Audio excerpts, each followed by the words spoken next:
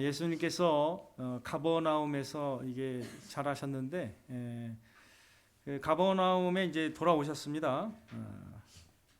근데 집에 계시다는 이제 소문을 사람들이 들었습니다. 그래서 2절에 보니까 많은 사람들이 모여서 문 앞까지도 들어설 자리가 없게 되었다라고 기록하고 있습니다. 예수님이 이제 그들에게 도를 말씀하시더니, 이제 복음의 말씀, 또 하나님의 나라의 도, 이렇게도 말씀을 드릴 수 있는데, 이제 하나님의 말씀을 전하신 거죠. 근데 이제 마가는 하나의 사건을 기록하고 있는데, 사람들이 한 중풍병자를 이제 네 사람이 이제 메워 가지고 예수님께 나온 거죠. 중풍병자가 이제 한의학적으로 중풍병이라고 하는 것 같고, 저도 이제 의학을 잘 모르지만 이제 요즘에는 이제 이거를 이제 뇌졸중으로 이제 대체하는 경향이 있는 것 같아요. 의학적으로. 그래서 중풍이라고 하면 이제 이걸 이제 요즘에는 이제 뇌경색이나 뇌출혈로 발생하는 어떤 그 뇌졸중으로 이제 이해하는 거죠. 이걸 이제 걸리면은 이제 초기에 걸리면 이제 이거 빨리 이게 구토가 나고 머리가 어지럽고 살짝 마비 증상이 오고 그리고 이제 어눌해지고 이렇게 된대요. 근데 3시간 안에 이게 치료하면은 괜찮다고들 하는데, 근데 그게 넘어가면 이제 굉장히 이제 어렵게 되는 거죠. 그걸로도 이제 제가 아는 분이 이제 소천하신 분도 계십니다. 그분은 이제 어떤 분이냐면, 제가 성경 공부를 했던 사람의 그 시아버지인데, 그분이 뇌 의사입니다.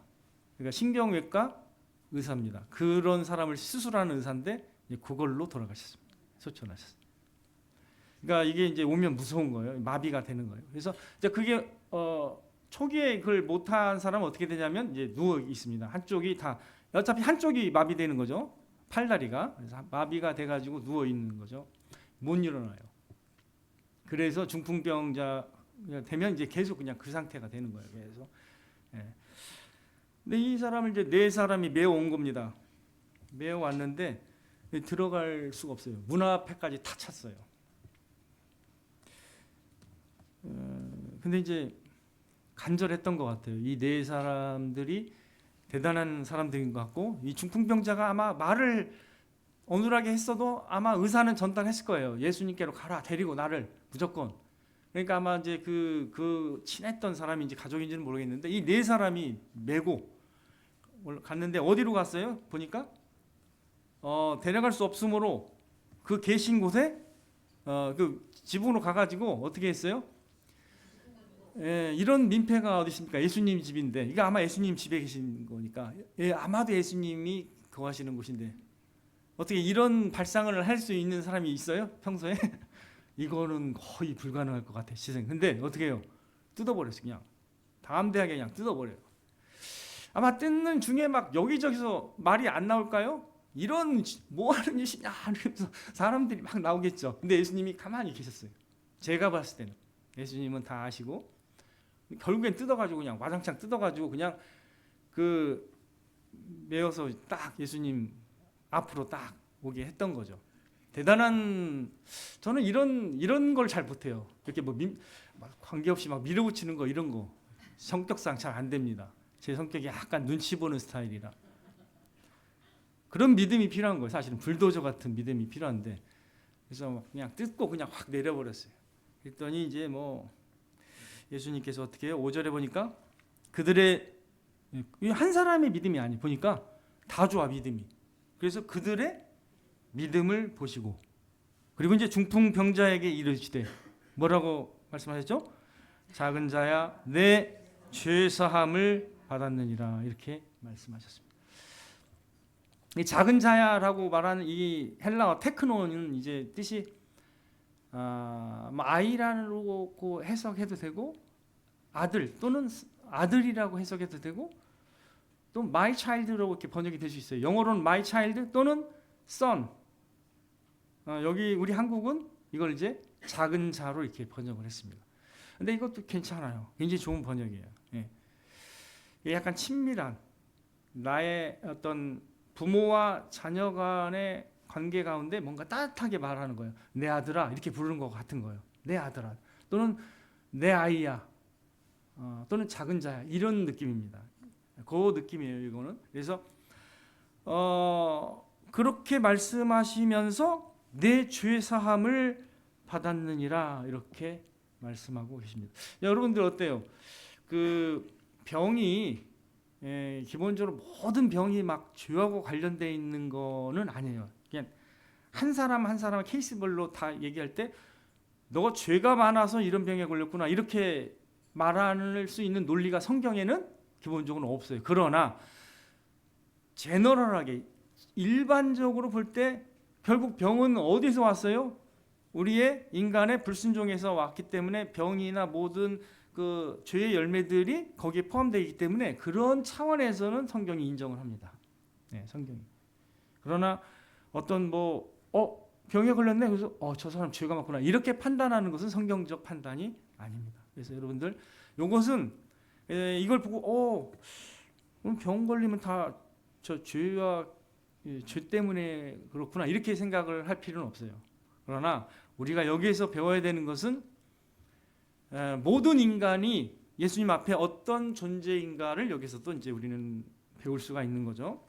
그래서 이 믿음을 보시고 그들의 믿음을 보시고서 이렇게 말씀하신 거예요. 중요한 건 믿음이 있으면 어떻게 된다는 거예요. 우리가 배울 수 있는 건 오히려 믿음이 있으면 죄 사함을 받게 된다는 것을 말씀하고 계시고, 그리고 이 믿음이 좋은 사람을 예수님이 어떻게 부르신다? 내 아들아 내지는 작은 자야 이렇게 부르실 수 있다라는 거죠. 예. 자, 여기서 대비가 되는 거예요. 자, 이렇게 말씀하셨는데 여기 중요한 게 6절입니다. 자, 그러면 이제 딱 대비가 되는 게 누구가 나와요? 갑자기 어떤 서기관들이 거기 앉아서 마음에 생각하기를, 예수님을 이제 마음에 생각하기를, 이게 함부로 겉으로는 얘기를 못 해요. 근데 마음에 이렇게 이제 얘기합니다. 자, 7절에 이 사람이 어찌 이렇게 말하는가? 신성모독이로다. 오직 하나님 한 분 외에는 누가 능히 죄를 사하겠느냐. 자, 이 말 자체는 틀린 게 아닙니다. 서기관들이 생각하는 것 말 자체는 어때요? 하나님만이 죄를 사하실 수 있다라고 생각하는 것 자체는 옳은 거예요. 그 판단이 잘못된 건 아닙니다. 그러나 그들이 가진 지식은 뭐예요? 이 예수님을 어떻게 본 거예요? 한 인간인데 어떻게 죄를 사한다라고 말을 할 수 있겠느냐? 이거 가지고 되게 크게 생각했어요. 그래서 신성모독이다 이렇게 생각했습니다. 저와 여러분들도 그 자리에 있었으면 아마 충격은 좀 받았을 거예요. 내 죄사함을 받았느니라 이렇게 말할 수 있는 사람을 저희는 만나본 적도 없고 그런 것을 들어본 적도 없었기 때문에 처음으로 이렇게 말씀하시는 거니까. 그래서 저는 충분히 이 분위기상 이 서기관들의 말이 이해가 돼요. 자, 그래서 이제 이렇게 말하니까 8절에 그들이 속으로 이렇게 생각하는 줄을 어떻게 해요? 예수님이 다 아시면서 이렇게 말씀하세요. 어찌하여 이것을 마음에 생각하느냐? 중풍병자에게 내 죄사함을 받았느니라 하는 말과 일어나 내 상을 가지고 걸어가라 하는 말 중에서 어느 것이 쉽겠느냐? 자, 이 예수님의 질문에 여러분은 어떻게 대답할 수 있습니까? 어떤 말이 더 쉬워요? 말은 내 죄사함을 받았느니라는 말이 쉽습니다. 왜? 이거는 검증이 안 되는 거거든요. 아니 이렇게 말로 하는 건 쉽잖아요. 근데 어떤 건 더 어려워요? 일어나 내 상을 가지고 가라는 것은 병을 고쳐야 하는 능력이 있어야 되거든요. 그거는 검증이 돼야 그걸 인정받기 때문에 그 말이 어려운 말이에요.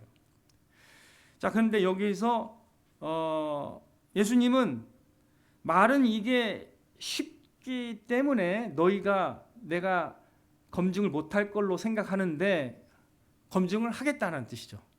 여기 이해되시죠? 자, 그러면 어떤 걸로 검증하실까요? 내가 죄를 사하는 권세가 있다는 것을 실제로 더 어려운 말 어떤 말이에요? 일어나 내 상을 가지고 걸어가라라는 그 능력을 보여준다면 이게 연결이 돼서 너희들이 이해할 수 있지 않겠느냐 이런 말씀입니다. 그럼 어때요? 바로 이 말씀 하신 다음에 어떻게 됐어요? 여기 10절에 먼저 10절부터 볼게요. 그러나 하면서 인자가 땅에서 죄를 사하는 권세가 있는 줄을 너희로 알게 하리니 하시고 중풍병자에 말씀하시되 내가 내게 이르는 이게 연결이 되잖아요. 그러면서 일어나 내 상을 가지고 집으로 가라 했을 때 그 사람이 바로 일어나서 자기 상을 가지고 자기 누워있던 상 있잖아요. 그걸 들고 갔어요. 이게 놀라운 기적 아닙니까? 예, 불가능한 일을 어떻게 해요? 예수님께서 행하셨죠. 곧바로. 예, 중풍병자 도저히 일어설 수 없는 사람을 어떻게 해요? 바로 고쳐가지고 기적을 일으키셔서 이분이 예수님이 어떠한 권세가 있는지를 여기서 증명을 하시는 장면입니다. 제가 이제 죄를 사해 준다라는 것의 그 어떤 중요성과 이런 거에 대해서 잠깐 알아보기 위해서 제가 하나의 예를 들어볼게요. 죄의 짐과 죄의 무게가 얼마나 큰 거고 죄의 실제가 얼마나 큰 건지를 우리가 이해하기 위해서 조금 한번 잠깐 성경 역사를 잠깐 살펴봐야 되는데, 첫 인간인 아담과 하와가 죄를 지은 후에 그로 인한 수치심을 느끼는 모습을 우리가 창세기에서 관찰을 합니다. 숨었어요. 아담과 하와가 하나님과 이렇게 멀어지게 되고 하나님의 음성을 이제 듣고 두려워했습니다. 이 죄라는 것은 일단 하나님과 멀어지는 그런 것이 되는 거예요. 그래서 근데 하나님께서는 결국 그 죄에 대해서 어떻게 하셨습니까? 심판하시는 그 모습을 우리가 봤죠. 하나님께서 그 죄에 대해서 심판을 하셨기 때문에 아담과 하와가 어떻게 됐죠? 에덴 동산에서 쫓겨났습니다. 그리고 여러 가지 말씀이 있죠. 우리가 이제 가인을 이제 보게 되는데, 창세기 이제 보면 가인이 이제 아담의 장자고 아벨이 가인의 차남이죠, 그죠? 근데 가인이 자신의 동생 아벨을 죽인 후에 어떤 모습을 보였죠? 죄를 지은 다음에 양심의 가책을 느끼면서 그 죄로 괴로워했습니다. 인간의 역사가 계속되면서 이러한 죄악이라는 것이 계속 인간의 깊은 어떤 내면으로 파고 들어와서 어떻게 해요? 죄악이 관영해졌어요. 그래서 창세기 6장에 보니까 어떻게 됐죠? 전 세계 사람들이 어떻게 해요? 죄악을 즐기고 죄악 가운데 살다 보니까 그들의 삶이 어떻게 해요? 육신이 되어버린 거죠. 육신적인 삶이 되어버린 거죠. 그래서 하나님 어떻게 하셨어요? 그때 심판하셨습니다. 자, 그러면 죄가 나오면 죄의 열매가 이렇게 나와요. 많아져요. 근데 그거에 대해서 하나님 어떻게 해요? 심판하시는 모습이 계속 종종 보이죠. 그래서 전 세계를 하나님께서 어떻게 해요? 홍수로 물로 심판하셨습니다. 그때 노아의 가족만 하나님께서 이제 살리셨는데, 그리고 나서 그 노아의 홍수 이후에 어떻게 됐습니까? 다시 또 소돔과 고모라 사건이 발생하죠. 소돔과 고모라가 죄악이 막 너무 가득 차가지고 어떻게 해요? 그냥 뭐 아무나 그냥 오면 그냥 관계를 맺으려고 하고 뭐 이렇게 했잖아요. 뭐 남자건 여자건 상관없어요. 그런 도시였는데 하나님께서 어떻게 했어요? 소돔과 고모라를 정리하셨습니다. 심판하신 하나님. 이게 보면은 인간의 역사 가운데 죄는 항상 이렇게 우리 내면에 깊은 곳에 자리 잡고 있기 때문에 인간이, 여러분도 아시겠지만 살아가는 모든 역사 가운데 항상 어때요? 인간의 죄성이라는 것이 우리의 인간의 삶을 어둡게 하고 괴롭게 한다는 걸 여러분들이 다 지켜보고 관찰했을 겁니다. 인간의 삶은 항상 거짓과 속임수와 시기와 미움과 증오와 교만과 살인과 파괴와 전쟁이 계속되고 있습니다. 이건 모든 인간의 역사에 동일해요. 이게 없는 나라는 없습니다. 항상 있습니다. 지금도 누군가는 잡혀가고 있어요. 경찰들이 계속 잡으러 다니고 있습니다. 경찰들이 뭐 잡아야 될 사람이 너무 많아요, 사실은. 그리고 여러분들이 걱정해야 되는 그런 전자팔찌 산 사람들이 여기 많이 있습니다. 여기저기 막 고지가 날라오죠. 반면 이렇게 어두운 면도 있지만 어때요? 하나님의 은혜로 심판의 때의 노아와 같이 세상에는 이러한 죄의 열매를 거부하고 선한 열매를 맺는 아름다운 인간의 모습을 보여주는 사람들이 여전히 예전부터 지금까지 쭉 있어 왔습니다. 그러니까 이게 양면성이에요. 그런데 모든 인간은 다 그러나 근본적으로 무슨 문제를 떠안고 있다고요? 죄의 문제를 떠안고 있다는 것은 저희가 잊어서는 안 됩니다. 다 이게 죄의 문제가 있는 거예요. 그래서 우리가 이제 항상 이제 살아갈 때 다른 사람의 죄가 더 크게 보이니까 내가 이제 힘들어하는 거예요. 물론 더 크게 나오는 사람도 있어요. 사실 많이 나오는 사람도 있습니다. 그러니까 이제 그게 힘들어요. 절제를 못하고 때로는 그걸 좀 다른 사람을 배려하고 해야 될 텐데 너무나 막 그냥 주체를 못하고 하니까 항상 그죠? 그래서 이제 다른 사람을 힘들게 하는 여러 죄가들이 많이 있습니다. 섬세하게 보면. 그리고 우리가 어떻게 보면 또 선한 사람 같은데 또 그렇지 사실 또 겉으로는 굉장히 선한 사람 같은데 속으로는 그렇지 않은 사기꾼들도 많이 있습니다. 그래서 인간은 진짜 연구가 어렵습니다. 평생 가도 잘 모르는 사람이 바로 옆에 있는 사람일 수도 있습니다. 그 정도로 인간이 어떻게 해요? 그러니까 굉장히 감출 수 있고 은폐할 수도 있는 능력이 있는 거예요. 인간은. 즉 죄성이 있기 때문에 그렇다는 걸 제가 말씀을 드리는 거예요. 자, 이것을 여러분 이해하시기 쉽게 제가 이렇게 설명을 할게요. 여러분에게 빚이 있습니다. 채무가 있는데 너무 감당이 안 될 때 어떻게 하죠? 여러분들이 무슨 신청을 해요? 파산 신청을, 개인 회생을 위해서 파산 신청을 합니다. 그러면 채무가 담보채권 15억 원 이하거나 무담보채권 10억 원 이하인 경우에는 돼요. 가능성이 있습니다. 근데 이것도 또 다른 조건이 있어요. 이런 거에 합하긴 하는데 다른 어떤 숨겨둔 재산이 조금 있거나 그러면 걸리면 그냥 안 돼요. 그리고 다른 의도로 누구에게만 조금 빚을 갚고 있었다거나 이러면 또 안 돼요. 그러니까 여러 조건이 있거든요. 자, 여러분들이 개인 사업자라고 생각한다면 이런 파산 신청은 굉장히 은혜로운 제도입니다.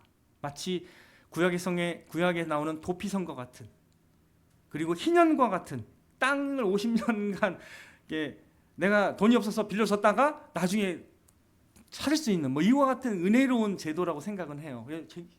굉장히 저는 이 제도는 좋다고 생각합니다. 그러나 여러분들 어떻게 해요? 무제한으로 내가 막 100억을 빚 졌는데 이렇게 해줄 수 있는 국가나 기관이 있을까요? 전 세계에 혹시? 없습니다. 이게 너무나 힘들기 때문에 이걸 면제해 주는 게 쉬운 게 아닙니다. 나라가 어느 정도 되면 조금 더 면제해 줄 수 있겠죠. 더 강대하면 조금 더 그런 면제해 주는 능력이 더 좋을 수 있지만 우리가 가진 빚을, 모든 사람 빚을 막 한 방에 갚아줄 수 있는 능력이 있는 그런 무제한의 그 은혜를 베풀 수 있는 나라는 이 세상에 없습니다. 근데 어떻습니까? 여러분의 죄가 얼마나 크든지 작든지 간에 그것을 용서해 줄 수 있는 능력이 누구에게 있다라는 거예요? 하나님, 예수님께 있다라는 것을 알 때 우리가 이것이 얼마나 큰 은혜인지를 우리가 생각할 수 있습니다. 여러분이 가지고 있는 우리의 지난 날들의 그 여러 가지 죄의 무게, 이런 것들로 억눌린다면 주님께 여러분이 달려가시면, 믿음으로 달려가시면 작은 자야 내 죄 사함을 받았느니라고 말씀하시는 주님의 은혜로운 말씀을 들으실 수 있는 것입니다. 믿음으로 여러분이 그래서 주님의 이러한 권세를 가지신 분이라는 걸 아시고 주님이 나의 모든 죄와 죄의 짐과 죄의 형벌을 다 감당하셨던 분이 누구예요? 예수님입니다. 십자가에서 나의 모든 죄의 짐과 수고하고 무거운 짐을 다 대신 들어주셨고 들어주실 수 있는 분이 예수님이시라는 걸 잘 아셔야 됩니다. 그래서 예수님이 초청할 때 수고하고 무거운 짐진 자들아라고 말씀하고 계시는 거예요. 우리는 다 수고하고 있는 거예요. 무거운 짐을 지고 있는 겁니다. 그래서 여러분들이 이 오늘 본문 말씀 중풍병자만 죄가 있는 게 아닙니다. 그죠? 우리 모든 사람이 죄사함을 받아야 하는 존재라는 것을 주님은 이 대목에서도 우리에게 말씀해 주고 계시는 것입니다.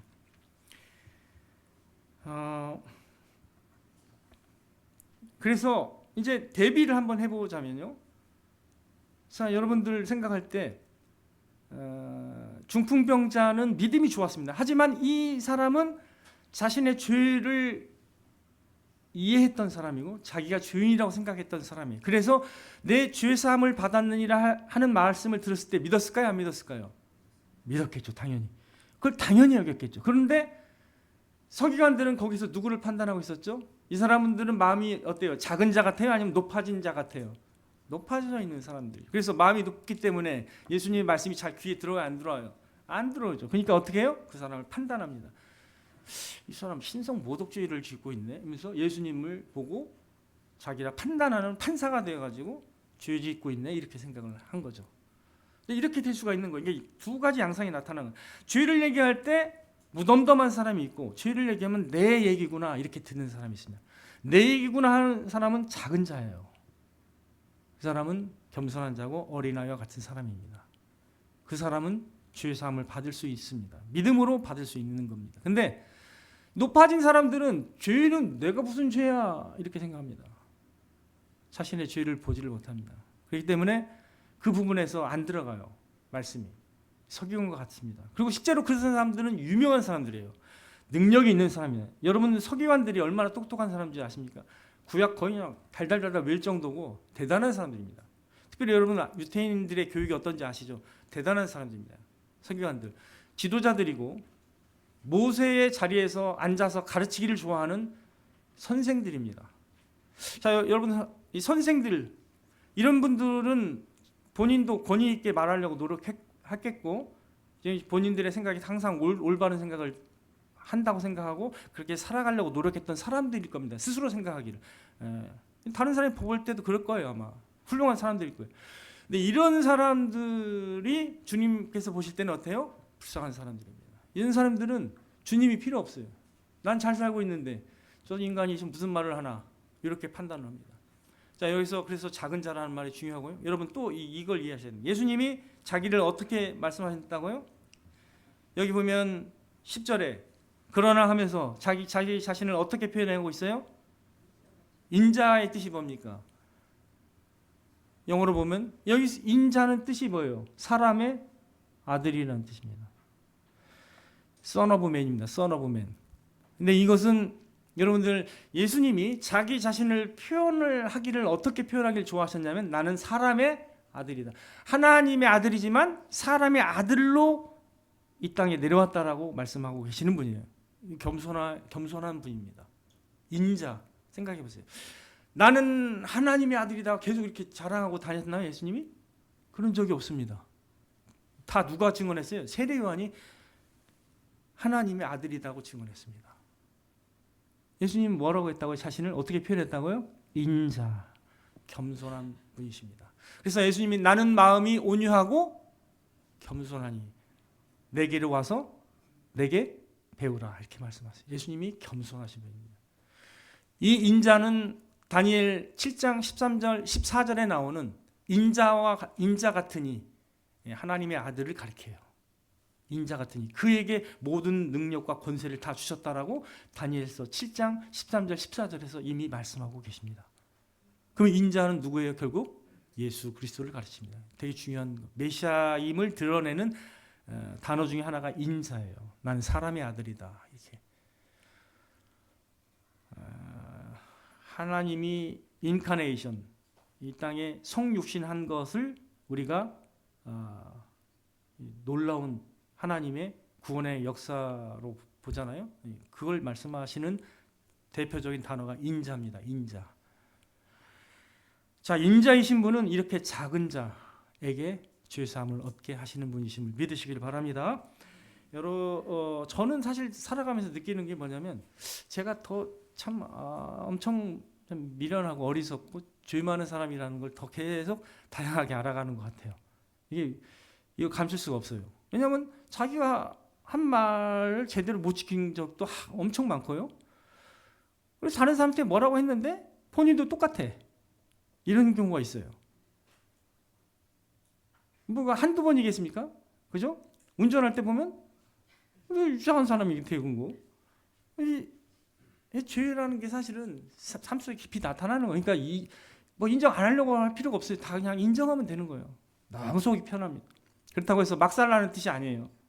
그걸 인정하면 놀라운 은혜가 있다는 거예요. 그래서 죄를 인정하는 곳에 은혜가 있습니다. 죄가 더한 곳에 은혜가 더욱 넘쳤나니 이 말씀을 꼭 기억하시기 바랍니다. 그래서 이거는 우리 여러분들을 학대하려고 하는 게 아닙니다. 가학하려고 하는 게 아닙니다. 그거가 전혀 다른 겁니다. 이거는 세상 이론, 심리학은 이런 말을 하면 뭐라고 인정하는 줄 아세요? 저 사람이 왜 사람을 학대하고 왜 이렇게 자존감을 낮추는 말을 하나 이렇게 말합니다. 근데 그것과 여러분이 헷갈려야 하는데 복음과 진정한 복음과 그런 심리학적 치료에 여러분이 너무 익숙하면 안 됩니다. 그것은 이렇게 나오는 거예요. 다른 세상 사람들의 평가와 인정에 너무 목말라서 다른 사람의 인정에 의해서 살아가는 사람도 있어요. 세상 사람의 판단이나 다른 사람의 타인의 판단도 우리가 들어야 돼요. 그래야 자기 인식을 조정하고 통합할 수 있습니다. 그거 맞아요. 어느 정도 필요합니다. 그런데 너무 의지하는 사람이 있어요. 그러면 다른 사람의 평가가 이렇게 낮잖아요. 자기 생각하는 것보다 더 낮게 나오잖아요. 그럼 거기서 좌절하고 열등감에 빠지고 거기서 자기 연민에 빠집니다. 근데 보통 자신감 넘치는 사람은 자기가 생각하는 것 이상으로 다른 사람이 잘 알아줘. 그러면 그 사람은 교만한 사람이 돼버리는 거예요. 다 차이가 똑같은 거예요. 다. 죄 속에 있는 사람들은 다른 사람의 말에 굉장히 왔다리 갔다리 하는 거예요. 어떤 방향이든지 간에 다 문제점이 있습니다. 여러분 자신감 넘치고 늘 대담하게 살아가는 사람도 허점이 있어요. 그리고 너무 막 자기 학대를 막 너무 열등감에 사로잡히고 자기 연민에 빠진 사람도 알고 보면 사실은 자기를 너무 많이 생각하는 거예요. 자기 생각 안 하는 게 아니에요. 다 똑같아요. 본질은. 그럼 여러분 우리에게 필요한 건 누구의 인정과 판단이 필요한 거예요? 우리한테는 하나님. 그렇죠. 그거에서 여러분이 안위하고 위로를 받을 수 있습니다. 그러니까 항상 이거예요. 다른 사람도 완전히 무시하면 안 돼요. 그건 부분적으로 필요합니다. 하지만 결정적으로 하나님의 판단과 하나님의 우리를 향한 인식이 제일 중요한 거예요. 그 인식이 여러분의 진정한 인식이 돼야 됩니다. 그래야 여러분이 거기서 들고 일어날 수가 있는 거예요. 다른 사람이 나를 어떻게 보는지는 그 하나님 다음에 중요한 거예요. 하나님이 제일 중요해요. 하나님과 하나님의 사람은 하나님이 우리를 어떻게 보시는가가 제일 중요합니다. 이 중풍병자는 다른 사람이 보기에는 죄가 많아서 이렇게 맨날 누워있는 사람으로 보였지만 주님이 보실 때는 이분이 어떤 사람이에요?